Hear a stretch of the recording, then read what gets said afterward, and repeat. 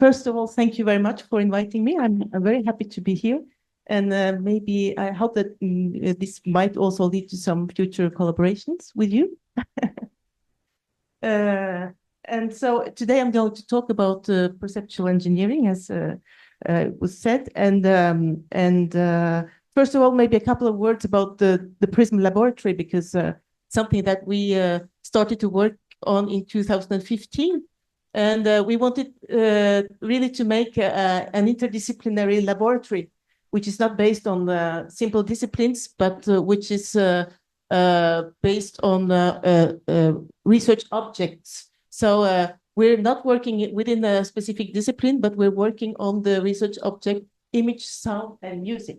So that means that we can allow any researcher from any field to come and work on these specific objects. So to begin with, we were from 5 different places in Marseille. So I initially was at the Laboratory of Mechanics and Acoustics for a long time, and then so in an audio acoustic group, and there were people from cinema school in Aubagne, close to Marseille, and since we had been working for quite some time with psychiatrists also from Marseille, some of them also included the group, and people working within musicology, cinema studies in Aix-en-Provence, and also some artists from the École Supérieure d'Art in Aix-en-Provence. So it was a kind of a very eclectic group that gathered and to create PRISM. So we were created in 2017 as FRE, Formation de Recherche en Évolution. And now we are UMR, Unité Mixte de Recherche. So our, I don't know how you call tutelle, our CNRS and Aix-Marseille University, and also the Ministry of Culture is helping out a little bit. So this is horrible to understand, but it's we have mainly two research groups. So Ingénierie de la perception, which is more like hard science. And then we have more human science group. So these are the disciplinary teams. But the way we do interdisciplinary research is through 3 research axes. So one axis which is called virtual and immersive worlds. And within that axis, we're actually, I will talk about that later, we were about to construct a huge platform with that is supposed to make it possible to make immersive experiences. So we will have a floor that will vibrate, and we will have 350 loudspeakers all around the piece, and also image possibility to project images and play with the colorimetry. And we have another axis that is art, technology, and health. As I said, we've been working quite a lot with psychiatrists in the past, and we're still planning some new experiences with them. And finally, there's also an art creation and performance axis that is more where the human science part of the laboratory is more implied than we are for the time being. But the idea is that everybody should feel, comfortable in these 3 research axes. So we have quite a lot of scientific platforms. So a place where you can do audiovisual montage, sound studio. We have a geodesic sphere with 42 loudspeakers. We used to have this huge anechoic chamber, but there was some problem with the formaldehyde, the gas, so it was dangerous to work there. So we've removed everything, and this is where we're going to create our immersive multisensory platform. And then there are some other also installations for audiovisual combinations. Yeah. We also created a master program, an interdisciplinary master program, when we created the lab. So it's called Acoustique et Musicologie. So there are 2 training paths, one for people coming from musicology, music history, and so on, and another for engineering and sound conception.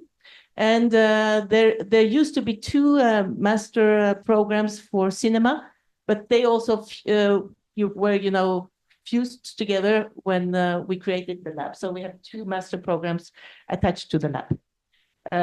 So this was all about the lab. So now I'm going to talk about the interesting part, the science.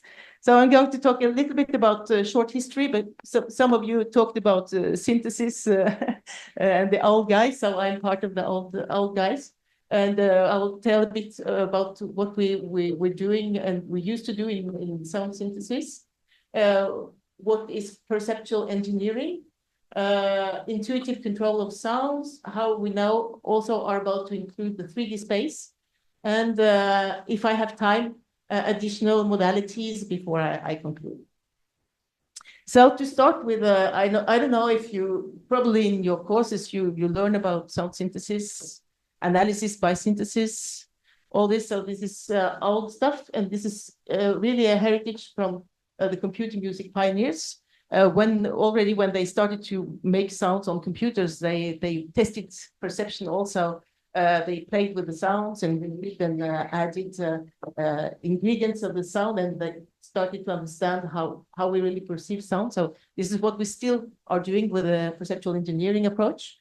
So the idea is to record sounds, then to apply some kind of analysis technique, then synthesize the sound from the parameters extracted in the analysis, and then create a sound that is supposed to be perceptually identical to the recorded one if we have managed to reproduce what is heard in the sound. So I guess you have already, all of you have heard these additive synthesis examples that are very old, or they're maybe 20 years old, where you add sinusoids. That you get.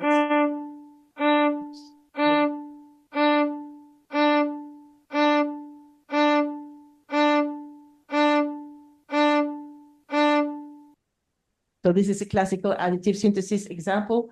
And then, of course, you can, thanks to synthesis, you can play with the sound. So you can make, for instance, hybrid sounds, like what I've called flutar, where you replace the body of the flute by a string. So you will hear the sound that you could play if you could blow into a string. And we've done some work also on environmental sounds, like these are stones.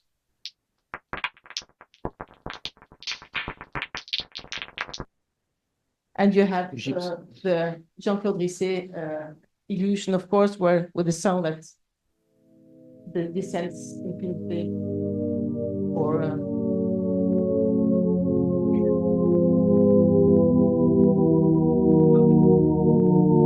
guess you know.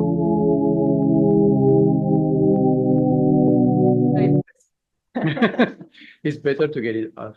Yeah, it's much better. So the synthesis is not really the problem for the time being. The problem is, since you can have hundreds of parameters within a synthesis model, so the problem is the control issue. And after having worked a lot with the sound synthesis, we started to ask ourselves, what is the difference between good and poor quality sounds? What is the difference between a good and a bad piano, for instance? And if you watch these 2 spectrograms, one represents a nice quality, a good quality sound, and the other a bad quality sound. But it's very hard, as you can see, to determine which is the good one and which is the bad one, because there are lots of different parameters that change. And in this specific case, the right one is the bad one. It's a harsh cello sound, and it was actually obtained by mistreating musicians. They were attached to a seat with a back stuck like this, and then they also had a necklace, so they were playing like this, and made a harsh sound. And so more generally, we were asking ourselves, what are the sound structures responsible for evocations and source recognition? Because, and this was something that one of the computer pioneers, John Pierce, also talked about already in 1965. He said wonderful things would come out of that box, which was a computer, if only we knew how to evoke them. And so this is still a question that is not easy, because you can construct a sound from a reference source, But if somebody says, oh, I would like the song that evokes a big barrel that is rolling on gravels, for instance, how would you make that sound? And to make that sound, you're obliged to understand what is really important from a perceptual point of view in the single structure. So this is what we've been working on since, and there are still lots of open questions. So the new challenges were how to control song quality and how to control songs from semantic descriptors. And so our hypothesis was that there are some morphological invariants. It's not like mathematical invariants, but morphological invariants responsible for the recognition of sound events, both actions and objects. So if I play these two sounds for you, you'll see if you can recognize the action and the object.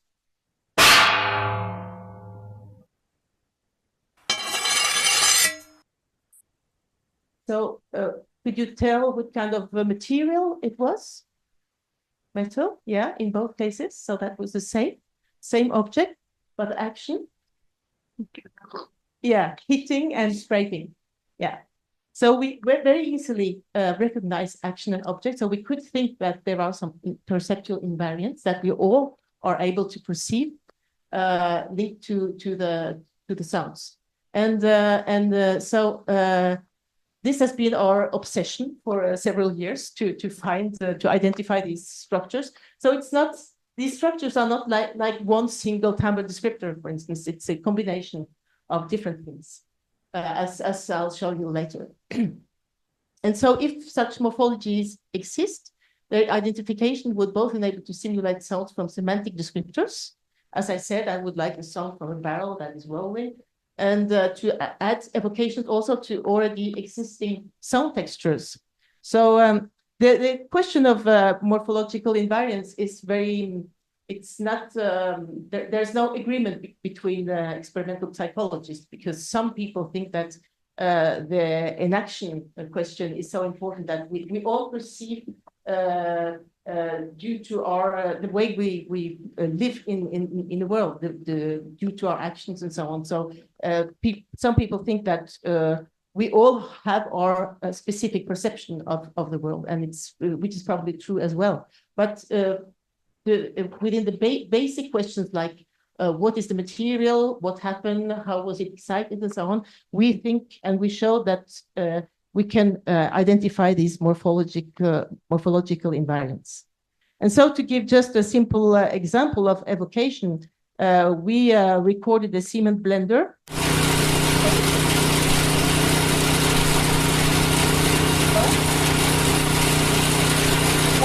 If you know the invariants that are linked to speed and the way a car or an object passes in front of you, you can play with this sound and make the cement blender pass in front of you with a speed of 40 kilometers an hour, for instance. So it would sound like this.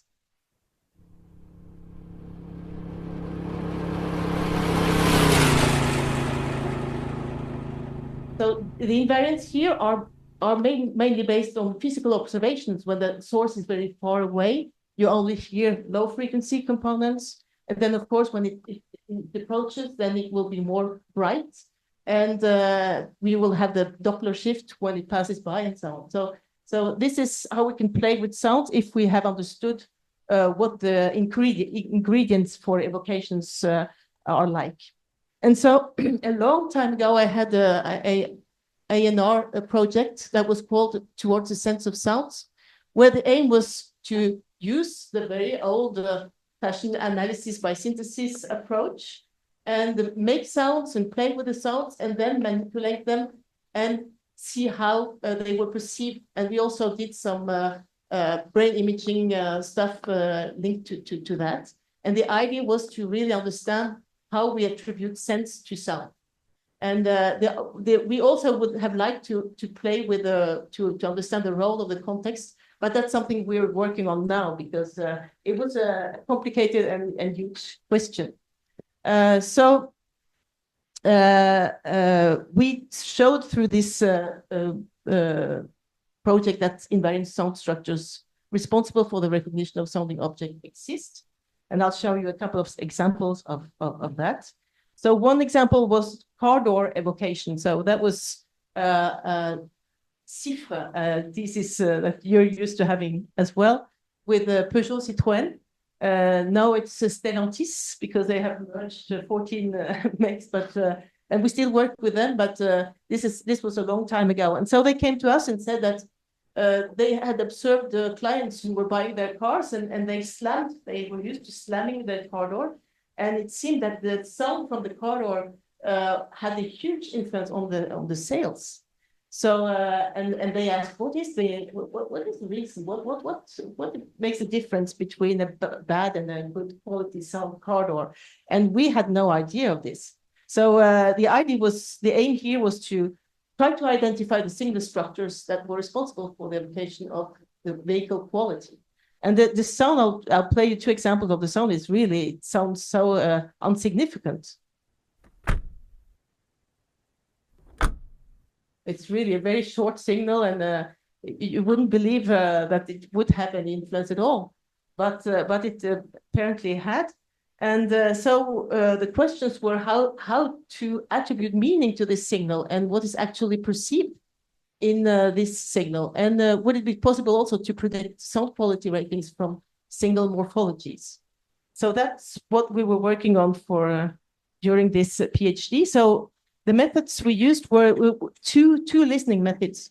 First, we were working on the identification of the natural properties of the sound. So it's a way of describing the source. And so what we did was that we had both expert and non-expert listeners listen to 26 different car door noises. And we asked them, what does the sound evoke in terms of quality, solidity, closure strength, and car door weight? And the amazing thing was that there was a mutual agreement. So they all classified they managed to classify these very short sounds as a function of these keywords. And both experts and non-expert listeners, because there are some experts in car door noise at Peugeot Citroën. So it sounds a bit strange, but it's true. And so in the second time, we wanted people to focus more on the properties, the intrinsic signal properties. And so what we did was that we had a sensorial analysis. So people came to Peugeot Citroën, and for several weeks, they worked on listening to these short sounds, and they were supposed to describe them with onomatopoeias and stuff. So they came to different words like ka, boom, intense. And they also insisted on the presence of impacts of high and low frequencies. And so from that analysis, we started to look closer to at this very kind of dirty signal. And it was very hard to separate the sources. We know that there is a lock mechanism that makes sounds, and also the low frequency mechanism. And we didn't manage to separate the sources with traditional Fourier transform approaches, and also wavelet. We tried wavelet transform. And so we did was that we used the empirical mode decomposition, EMD. You've maybe heard of that approach. It's another approach to decompose the signal. So we don't use Fourier anymore, but we identify the maxima and the minima of the temporal signal. And then we calculate the mean value, and we iterate, and we do it again and again and again. And this actually was very, very useful, and it made it possible for us to identify the modes that were linked to the lock part of the sound, and also the low frequency modes that were linked to the closure sound. So we really managed to separate the two aspects with this approach. And I'll talk a bit about that later, because that's something we're working on now that is really exciting. And so at the end, we managed actually to identify, to find a link between the signal properties, very, very, very basic signal properties, the natural properties linked to the weight and the energy, social energy, and to the evocation. So we found a true link between the nature of the signal parameters and the evocations of the sound. And this is something that the engineers of the Peugeot Citroën still use when they don't add sound to the car door, but they adjust the mechanics of the car door and to meet the auditory criteria linked to evoke solidity and quality. So you can test next time if you have a Peugeot Citroën. And I used to have a Ford, and the sound was really horrible. The car door sound was really bad, like casserole. Yeah. And so I have to talk a little bit about the empirical mode decomposition and also it makes echo from what you talked about today. Because, so as I told you, this is a way to decompose a signal that is not based on Fourier transform. So you take the maxima and the minima of the sound, you get an upper envelope and a lower envelope, you calculate the mean value, and then you get the first mode of the signal. And then you continue and you continue till you have no more variations in the signal. So current auditory models, they consider the ear. No, it's not the ear. The ear.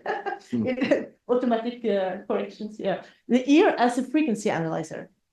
And so we always talk about Fourier, the spectrograms, and also in machine learning. A lot of the time, most of the time, we think that okay, so the frequencies are the important things, the frequency content, and this is something that's a heritage from George Ohm, who convinced Helmholtz that the ear was probably just a resonator, and that we can consider it as a fixed frequency analyzer, and this is also what von Beckessy described in his work. And it's true, but it's not the whole truth. So this is what we call place code in anatomy. But there are a lot of things that are not explained through simple Fourier analysis. And for instance, I don't know if you've tried to do this, but if you take a low frequency piano sound, you remove the fundamental frequency, it's no longer in the spectrum, but you still hear exactly the same sound. And this is not explained by simple Fourier decomposition. That means that there is something more that the ear does. And what it does is that there is also a time code, which is probably linked to the firing of auditory neurons. And so there's probably a mixture between the place code and the time code. And this is something that August Seebeck already pointed out in the 19th century. And he was quarreling with Ohm and Helmholtz, but he was not as famous as the other two, so they probably won. And since then, we've always thought that, okay, we can decompose the signal into a Fourier decomposition, and this is what the ear hears. But the problem is also that, you also have you've heard about Tartini tones, combination tones, the fact that you play two frequency and you hear a third one, even if it's not present in the spectrum. So, and this is probably also why the phase information is so important, because we also hear some periodicity that you don't necessarily see in the Fourier spectrum. And so what we've done in certain cases, we used the empirical mode decomposition to decompose a sound with a missing fundamental. And when we reconstruct the spectrogram by only the empirical modes, it reconstructs the missing fundamental, where Fourier transform does not do it. So you see here from the lower spectrogram, it's a short-term Fourier transform. This fundamental is missing, but when you do the EMD, it recreates it. And it's also when you hear, for instance, a mixture between a sinusoid and a chirp, then EMD will easily separate the two. like the ear easily does. And so this probably means that the ear is both time and frequency sensitive. And also what is important is that for the time being, we always consider the ear as a fixed frequency decomposer. But it's probably not true. It's probably data driven, because from anatomical investigations, you can show that, for instance, when you hear a transient, the firing of the auditory nerves is not the same as when you hear a stationary signal. So this means that the ear is probably a data-driven system, which seems more plausible from an anatomic point of view. You have the main brain that moves as a function of what is coming in. So there's no reason that the ear is like a machine. It's really is a biological system that moves as dependent of the incoming signal. So this is really exciting work in progress that we're working on now. We need to better understand the ear's anatomy to make EMD more biologically plausible.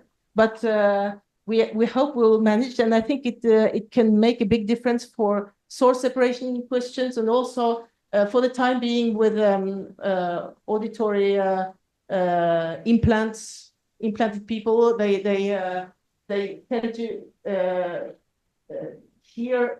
They don't tend to hear music, for instance, in a very nice manner. So there apparently is a lot of things lacking in the way we consider the way the ear works. So I think there are lots of nice things to look into here with EMD. I'll go on to another some other works that we did a long time ago. So we tried to understand what are the ingredients that are responsible for the evocation of material categories. So what we did was that we synthesized sounds from wood, metal, and glass. And we did, from the synthesis, we did interpolation between different material categories. So you can hear an example of wood-metal transition here.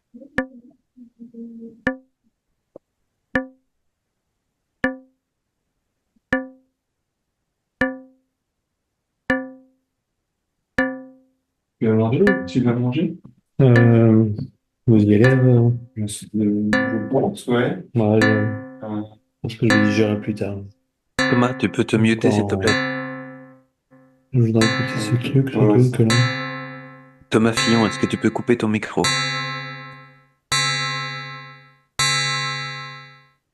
Okay, I guess you heard it.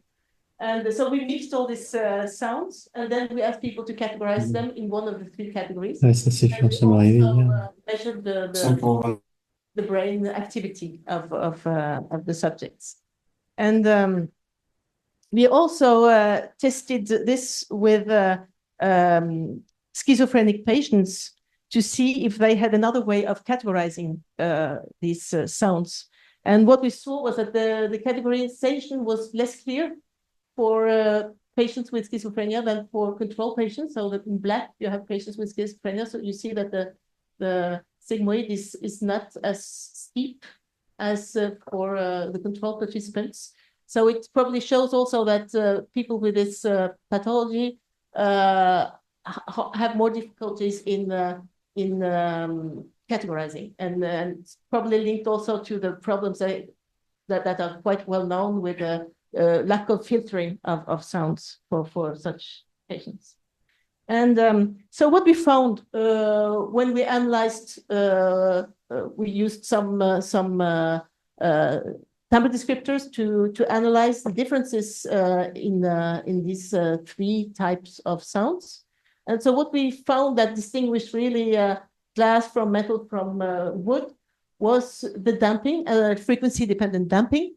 That was extremely important, and also the roughness of the sound, or the spectral contents. And so what was interesting was that this made it possible for us to make a timbre space of materials. So you have wood to the left here, glass to the bottom right, and metal on top. So it's global damping and frequency dependent damping as a function of roughness. And what is interesting here is that this material space makes it possible to understand how you can transform a glass sound into a metal sound or a metal sound into wood, for instance. So if you want to transform a glass sound into metal, you need to increase the roughness.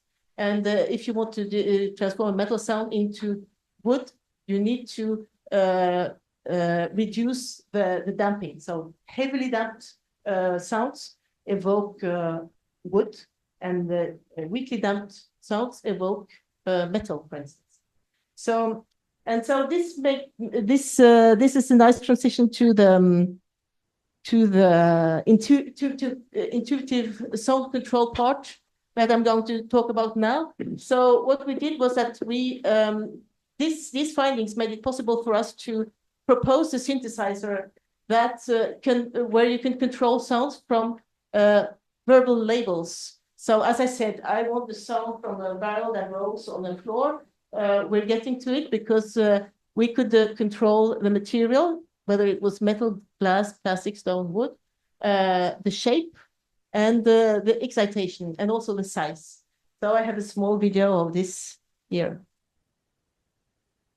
So you just go to the wood label, and then you choose the shape, a bar, for instance. You want a large bar. Oh, it's very weak. I don't know if you heard it at all. Metal. Yeah. Small.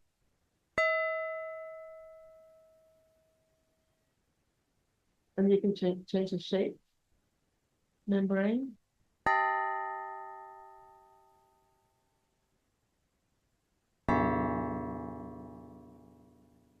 Okay. So this is the idea, and the glass.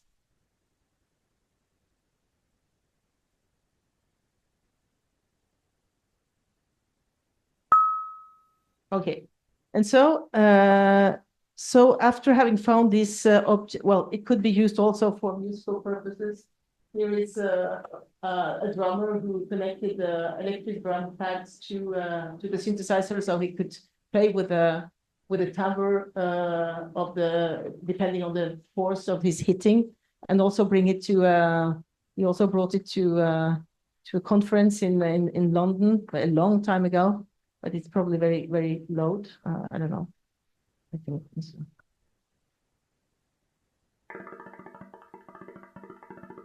No, it's not loud.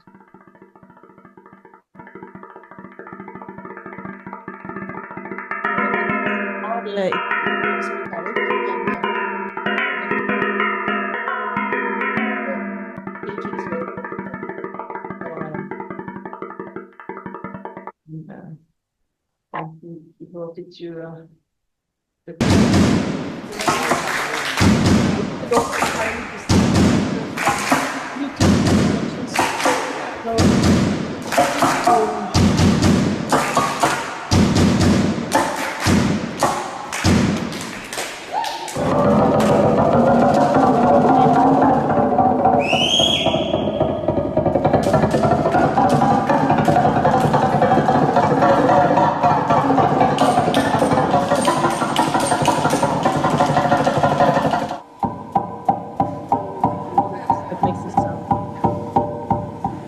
And we also used it for video games also, because you can directly control the synthesizer with the image in Unity. So it makes a very realistic association between sound and image. And so now that we can control the object, could we also control the action intuitively? So I play again scraping sound. How do we do the scraping? So we still have this hypothesis of the two invariant structures, structural invariants that are linked to the recognition of the object, and transformational invariants that are linked to the actions. And so I don't know if you've heard about Pierre Schaeffer, oldies but goodies, and he talked about in his Treaty of Musical Objects, he talked about masse and facture, and you could maybe compare a little bit these things, because he had facture, so it's envelope related and mass pitch related. And somehow there are some similarities between what he actually found and this action object paradigm that we are very sensitive to. And so this is very interesting because if you can identify the invariant structures linked to the action and the invariant structures linked to the object, then it means that you can mix any action and any object. And so you can both make realistic sounds, like I don't have the realistic sound, but you could rub a plate, but you could also rub the wind, for instance. Right in this.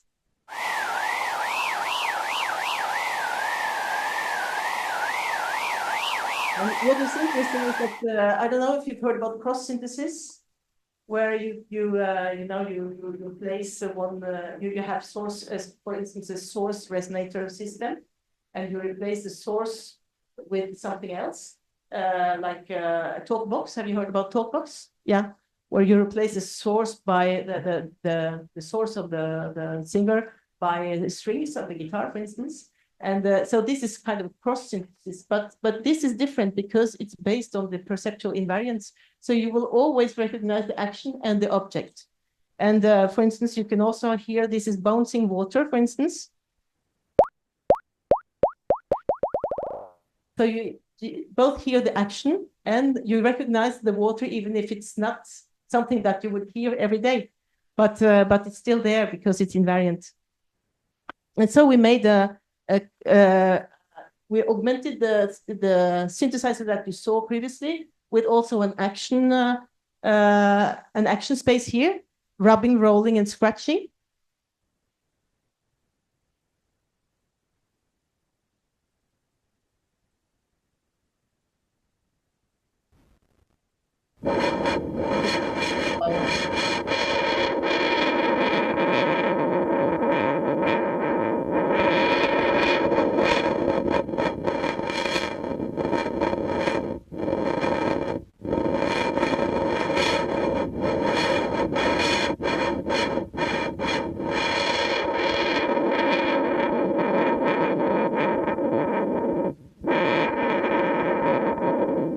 And then we could go to metaphoric synthesis, where you could also add liquid.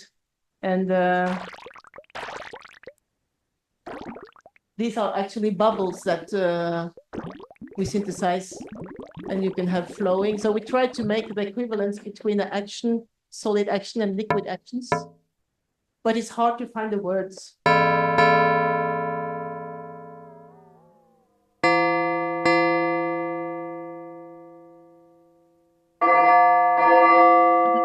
Solid synthesizer, and you can make the liquid fall on the solid synthesizer, for instance. So you get into this metaphors.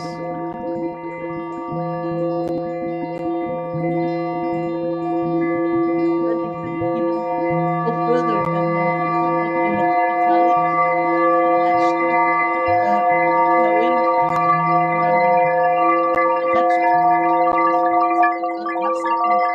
Have something that could be connected with a metallic rain or something like that.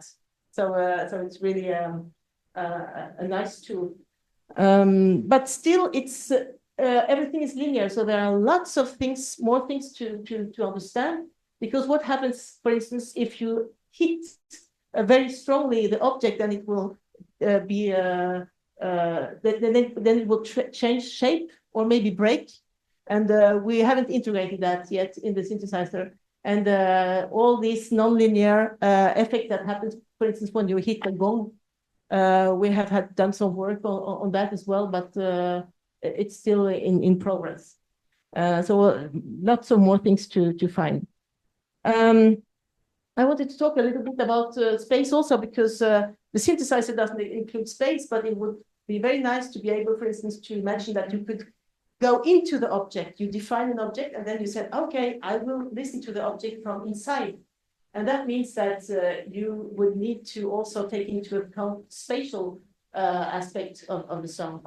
And You know, when you're in a room or a concert hall, you have a lot of different sounds. You have the direct sounds, you have the reflection from the walls, from the ceiling, and so on. Lots of diffusion aspects, and you will have an impulse response that could look like this with a direct field, and then early reflections, and then late reflections that is more like described as reverberation time.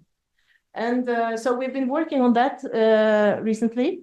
And the question here is also how to construct auditory 3D environments from semantic descriptions. Could I, for instance, simulate that I have the back against the wall, or I'm in front of the sea under a shelter, I have muffled sounds, or weak intelligibility. So how do we perceive space, and how can we link the perceived space to the physical space? And if you look into current literature on the way the concert halls influence musical interpretation, for instance, there are a lot of contradictory results. And mainly probably because people are focused mainly on the reverberation time. But we believe that also early echoes are very important. And so we've done some work. Here is the Palais des Papes in Avignon.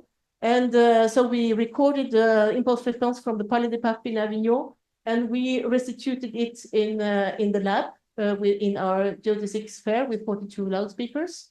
And we had a professional musician, Frédéric Audibert, playing within this, the Palais des Papes.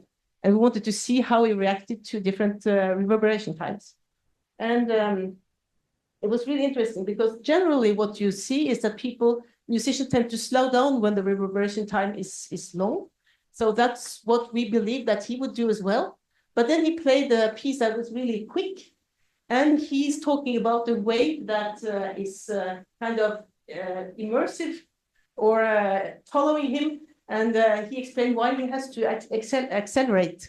So I'll play a bit of that now.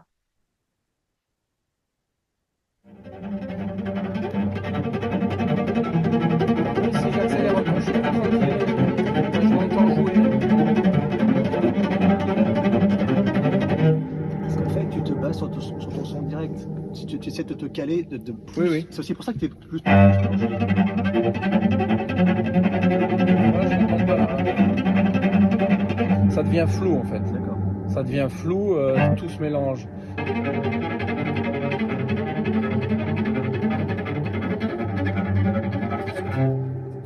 En fait, tu essayes de passer devant l'écho en fait.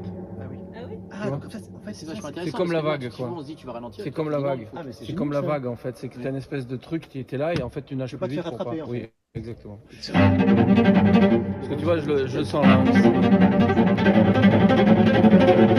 Pour pouvoir entendre ce que je joue en fait. Tu vois? Pour pouvoir entendre ce que je joue, je suis devant la résonance. Ouais.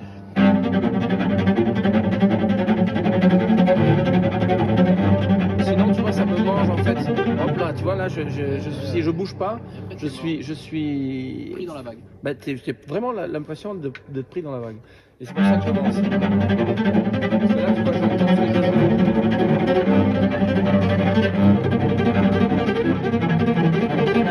Surtout les basses.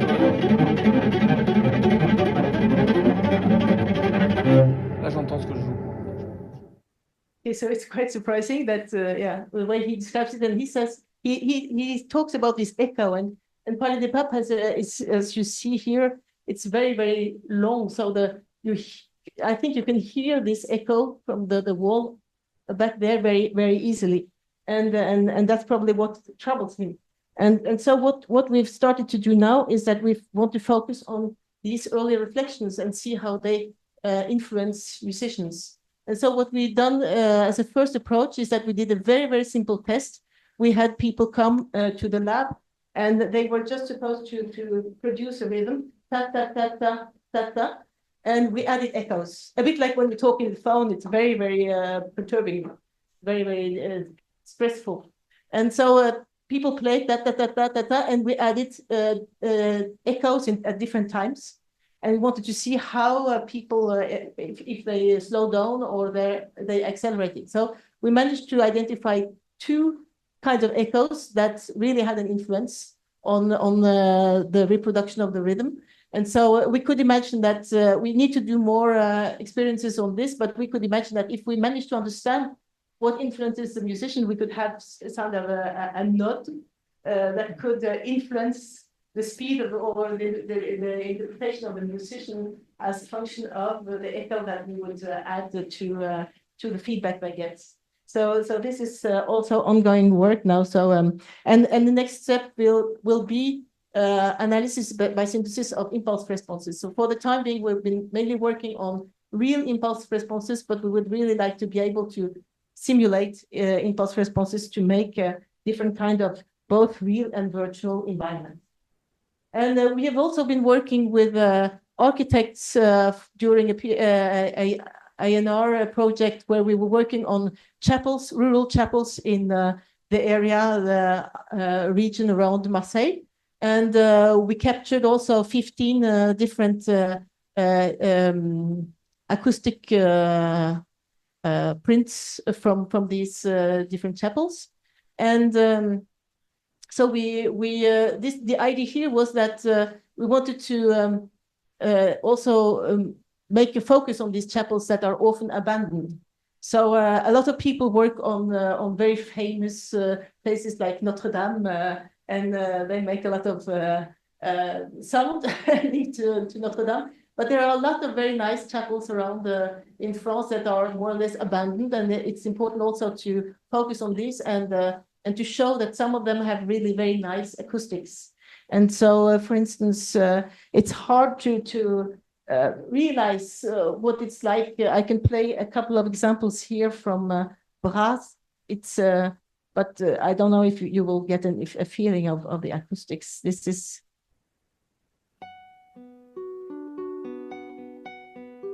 very weak, right? I don't know if I can increase the sound.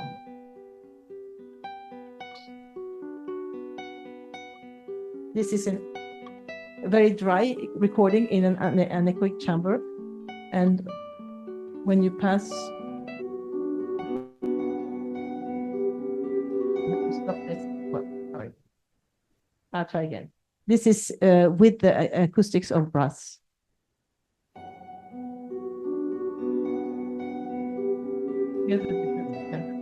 But it's much nicer when you're in the geodesic sphere and you hear the, yeah. And so this is also this geodesic sphere that we have is also a very nice tool to compare acoustics between different places. So you don't have to run from one chapel to another, but you can stay in the lab and compare the timbre changes, because the timbre changes really a lot depending on the instrument and the chapel, of course. And so if you want to look closer at that project, to the address. And there is also an application where you can talk and sing in channels like that. Yeah.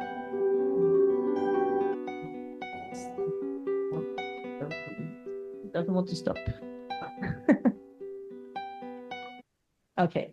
So we're also working on patrimony and health.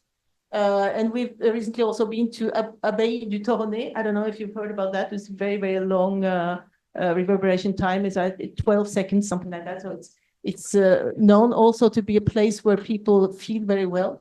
And so the psychiatrists that we work with, they would like to capture or to use acoustics from that room for different applications, also virtual reality applications for patients who cannot move. And they also would like to work on the relaxing room, Snozelen, where both people from the hospital, working in the hospital, and also patients can go for relaxation. So it's both creation of the auditory environment, but also visual. So this is also a project, an ongoing project. Okay, so I guess, I don't know, maybe we should conclude. Yeah. So maybe a last thing when I can just talk about rapidly one thing that we did concerning multimodal perception. So that was the work of Etienne Torre when he was a PhD student in our place. So he was interested in biological movement and how you perceive the trace of a person who is drawing. And actually, there is a law proposed for vision by Viviani that tells that this 1/3 law that the speed of movement depends on the curvature of the trace. So you accelerate in the flat parts and you slow down in the very curved parts. And so what we did here was that we wanted to see what happened if you had conflict between vision and auditory stimuli. So the person who is sitting there watches a circle that is drawn on the screen and is asked to reproduce that circle. And then the person reproduces the circle normally. And then we add a sound that evokes an elliptic movement. And so I'll show what happens when there is conflict between the vision and audition.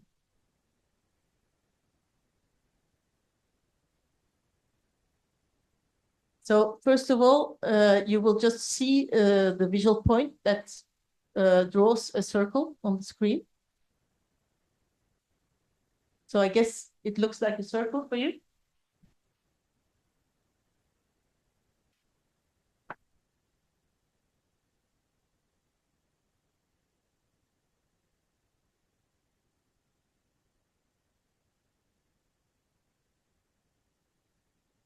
And now with the sound that evokes.